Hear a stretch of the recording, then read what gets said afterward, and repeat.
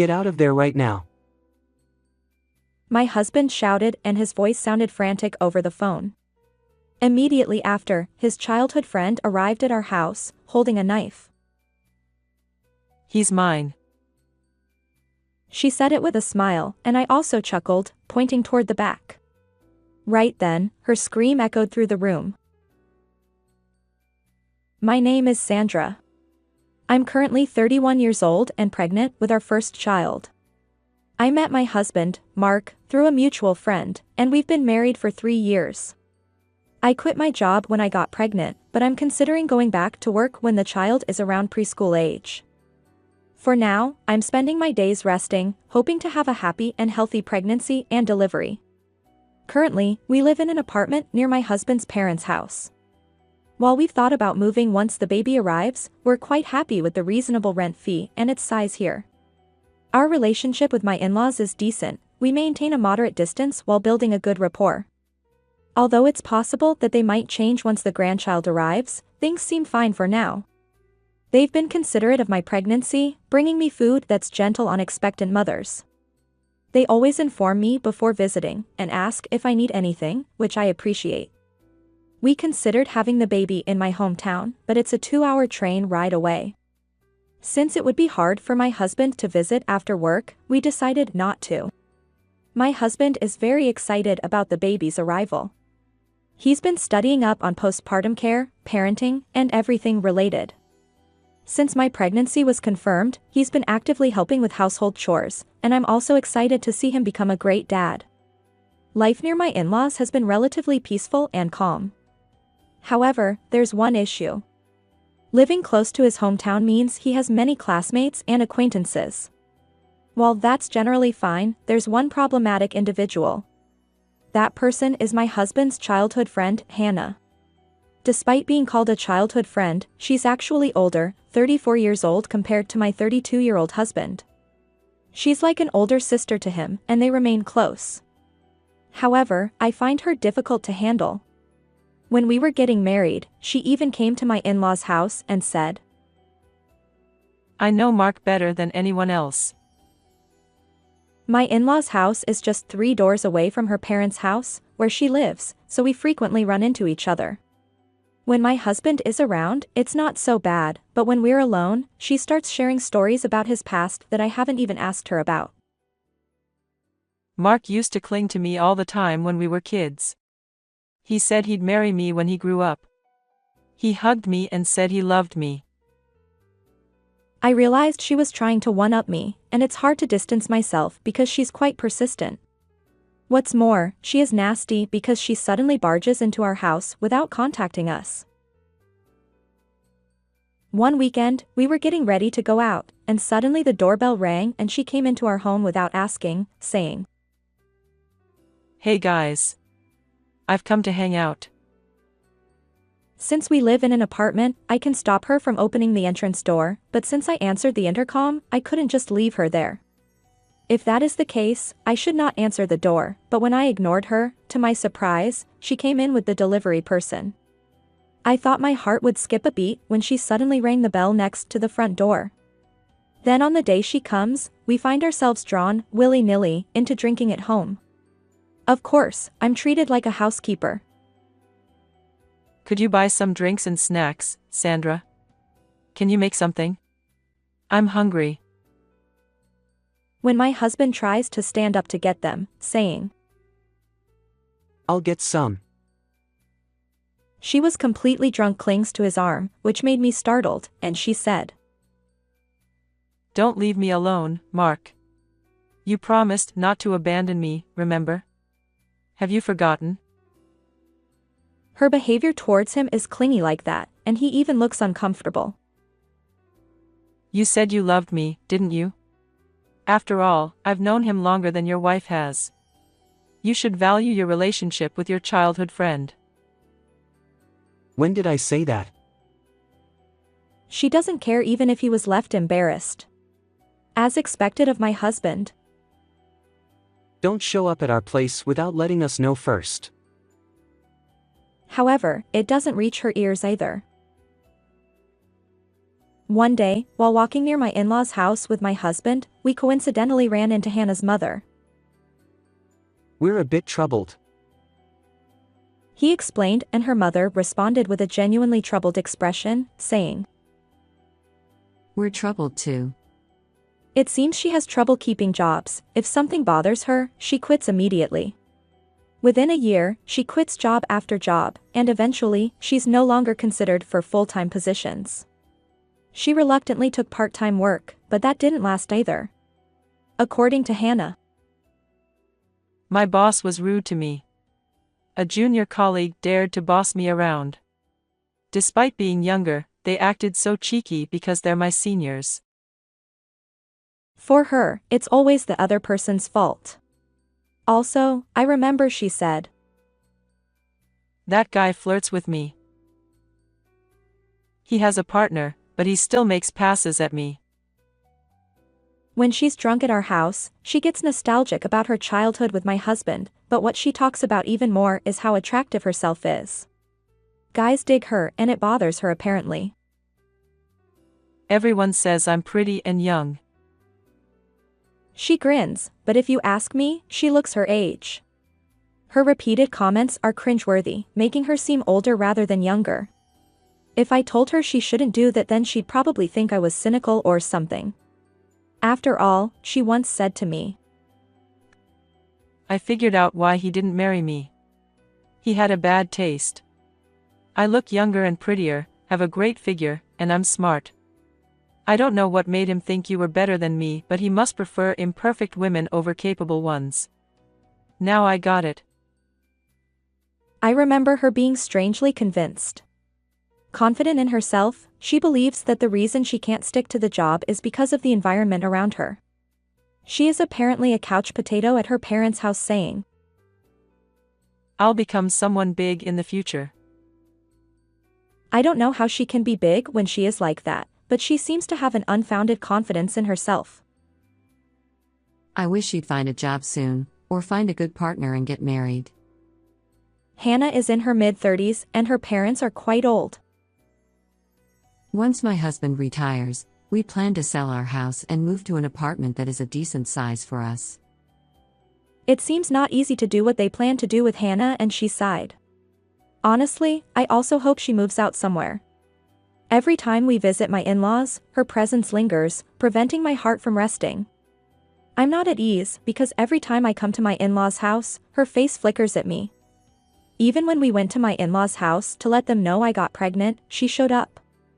She turned up at the perfect timing, which did ring a bell with me that she must have been watching outside from her own house, saw us and flew over. My mother-in-law tried to gently refuse to let her come up to their house. Hi, Hannah? We're kind of busy today. But she didn't get the message and walked right in, saying, I don't mind. I would say it might be considered trespassing, but my in-laws wouldn't call the police. While we were dumbfounded, she snatched the ultrasound photo we'd shown them. Wait, what the? I panicked. What the heck is this? Ultrasound photos? Gross. Gross, gross, gross. Are you trying to have a baby? You used to say you wanted to marry me, Mark. Now you are trying to have a baby with another woman. Seriously, that's disgusting. Saying this, she tore them up. What the heck are you doing? Even my husband hit the roof, but it fell on deaf ears. It's your fault, isn't it? 'Cause you cheated on me. Just dump this woman now and marry me. I'm tired of waiting. Is it okay if I marry someone else? Come on. When the hell was that? You've crossed the line. No matter what we say or how angry we get, she is so nonchalant, which makes me feel fear.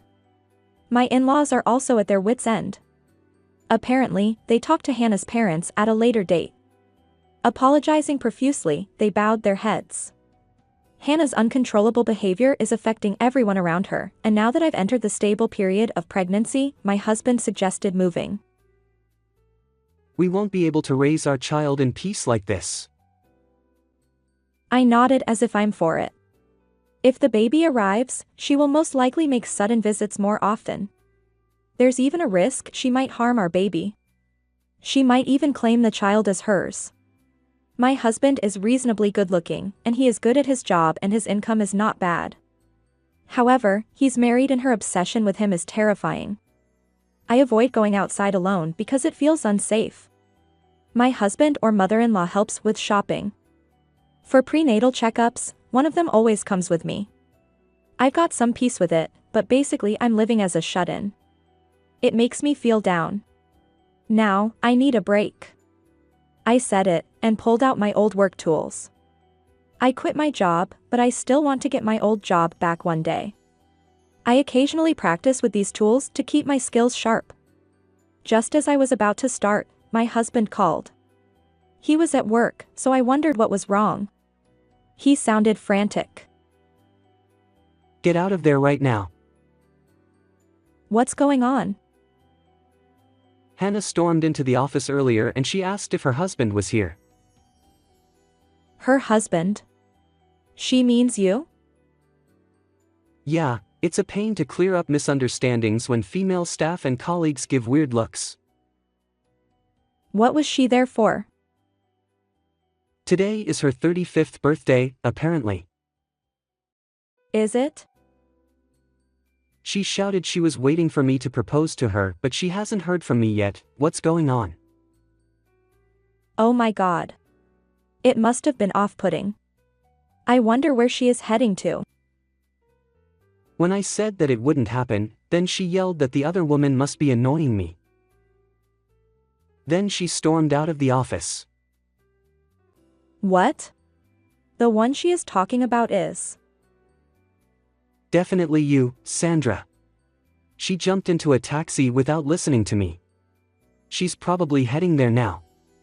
I went back to get my wallet and explained to my boss, but I got stuck in traffic. It'll take a while. Anyway, Sandra, get out of there right now. If possible, find a police station or anywhere safe. Even my parents' house will do. With that, my husband hung up. But wait, what if she arrives while I'm outside? It won't take long for her to come here from my husband's workplace. Even with traffic delays, Mark won't be that late. Maybe I should stay home? I decided to stay here waiting as I suppose it would be more dangerous to go out. I thought I'd call my husband to let him know that, and just as I picked up my phone, a ding-dong and the doorbell rang. I made a funny sound unconsciously. Although I checked to see if there was a record of an incoming call on the intercom, there wasn't. Again, she must have come through the entrance with a delivery person or another resident when they entered. Is Sandra there? Looking through the peephole, I saw her standing there with a beaming face. If I continued to ignore her, my husband would eventually get home. But would that be enough? Would my husband turn her away, or send her to the police station? Are we moving out? Would that solve everything? Thinking about it makes me kind of angry. No way, even though she's done so many nasty things to me, it wouldn't be satisfying to do nothing about it. Even if I cut ties with her, I'm still forever lower than her in her mind. I won't be satisfied being one up. So I turned around, prepared myself a bit, and then opened the door. Of course, I left the door chain on. You eventually opened the door for me. Listen, Sandra, I want to make up with you. Do you need such a thing to do that? From the peephole, I already knew, but she has a small fruit knife in her right hand. Whether it was meant as a threat or not, it was absolutely a police matter. However, I think I have to make sure she doesn't want to come here again, rather than calling the police. Oh, this? It's just a toy. Saying that, she put it away when watching her smirk through the gap. What do you mean by making up with me?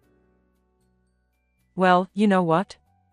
I was called to Mark's company earlier. You were called? I bet you barged in yourself, did you? You know what? I was surprised when I got there. He handed me a ring and asked me to marry him.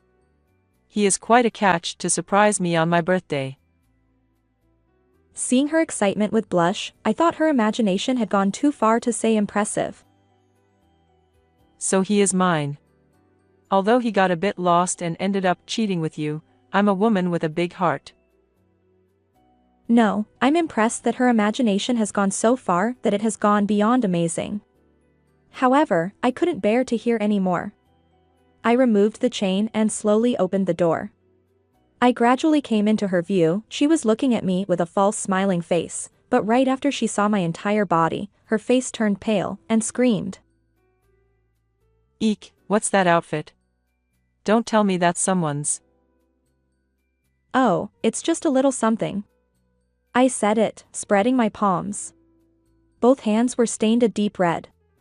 My rolled-up sleeves, my arms, and my apron were all covered in red liquid. She gasped in horror and was very pale. What the heck have you? I was working on something. Working on something? Yeah. Can you see that over there? That? I looked back behind me and pointed it out. She peeked out from beside my body, then immediately after. Yikes. That's a chopped head. She froze in horror and collapsed on the floor. Newspapers spread out on the floor were also turned red, and the thing lying on it was the back of a human head. In a situation that just looks like something out of a horror film, she was shaking and unable to move. I crouched down in front of her and brought my face close to her. Eek. In my right hand, I held a glittering pair of scissors, clinking them. Everyone who disturbs me gets like that. She had tears in her eyes. You see, I'm going through a crucial time. Even though I'm in a stable period, stress is a big threat. That's why I always have a break like this. Having a break? With that? Yes, with scissors like this. It makes me feel good. It makes me feel refreshed. Are you crazy? It's nothing out of the ordinary. You are also doing crazy things, like marrying my husband. Does he know about this? Of course he does, he always laughs and watches over me. No way. You two are insane. I don't need you to tell me that. Saying that, I leaned in even closer to her. Even though she burst into tears, I continued to whisper in her ear. Would you help me to let my stress out, Hannah? Huh? If you would, then, my husband would tolerate you. What are you talking about? Feel free to visit our home anytime. Each time, if you could help me relieve stress, then you're most welcome. I stepped back, clinking the scissors in front of her, squinting with a grin. Arg. She screamed out as if she couldn't stand anymore, and got up then staggered to her feet as fast as she could. The lift arrived just then. Hey, Hannah. My husband was on board at the right moment, and once again, she shouted. Arg, there it is. She jumped into the elevator as my husband got off. She was in a mad rush to press the button and went down to the ground floor. Phew, what a relief. Now surely she will never come again. When I made a gesture to wipe the sweat saying, it was a tough one, my husband came to me with a confused look on his face. What the hell is this, Sandra? It's nothing. I don't think it got on the walls or anything, but could you help me clean up this ketchup? I said it with a wry smile and he seemed to make sense and rolled up his sleeves to get it done, saying. Oh well, let's clean them up. Sandra, the ketchup is all over the mannequin for cutting practice, though. Oh, it's fine. That one is already quite worn out, so I was planning to chuck it away anyway. I'll have to buy a new one though. You're really dedicated to practicing. You must love being a hairdresser. Yeah. I have to practice, otherwise I'll lose my touch. Yes, I used to work as a hairdresser. A lot of girls go straight back to work after maternity leave, but I want to bring up my children myself until they are 3. It's good that I resigned once, but I'm worried about losing my skills. So I have several head-only mannequins at home for cutting practice. I put ketchup on them, on my hands, on my face, and on my apron. I watered them down and then it looked pretty much like that. Then if I clinked the scissors for cutting, which is a must for hairdressers, I was able to mislead her just as planned. Good grief. After that, she no longer made sudden visits. She didn't even visit my in-laws either, and I spent my pregnancy peacefully. Then, our little girl arrived safely. Both mother and child were discharged without any issues, and on the evening we returned home, my husband told me about what happened to her since then. I heard from Hannah's parents that she has always had an arrogant personality, looking down on others. It has left her with no friends, and even she's never had a boyfriend. Well, I can kinda understand that. For Hannah, who hasn't had either someone she liked or someone who liked her, I was her first and last guy. Guy? The one who said they liked her. No way, it was when you were kids, wasn't it? Even before entering elementary school. But she apparently remembers my confession as a young boy so unduly that it's now been stored in her uncontrollable mind, as if I confessed to her. She went too far, didn't she? That's why she's so fixated. Makes sense. However, after that incident, it seems she has labeled both my husband and me as insane people. She is apparently a shut-in now. Well, she was a NEET and a shut-in back then. He chuckled, saying it. However, that doesn't change the fact that he came to you with a knife. Her parents have already decided to abandon her. What do you mean? They're selling the house as planned and will live as a couple. Of course, they won't take her with them. They won't help, they won't take care of her, of course, and she'll have to live on her own. Her parents told her that. What about Hannah? She was crying and screaming, and was very violent, so her parents called the police. So she ended up getting involved with the police. She wasn't arrested or anything, but she was so shocked and depressed that she never stepped out of her room apparently. What are they gonna do? She won't leave the house, will she? They are gonna forcibly clear the land, apparently. They're gonna demolish all the rooms except the one she's in for now, so she can't stay there forever.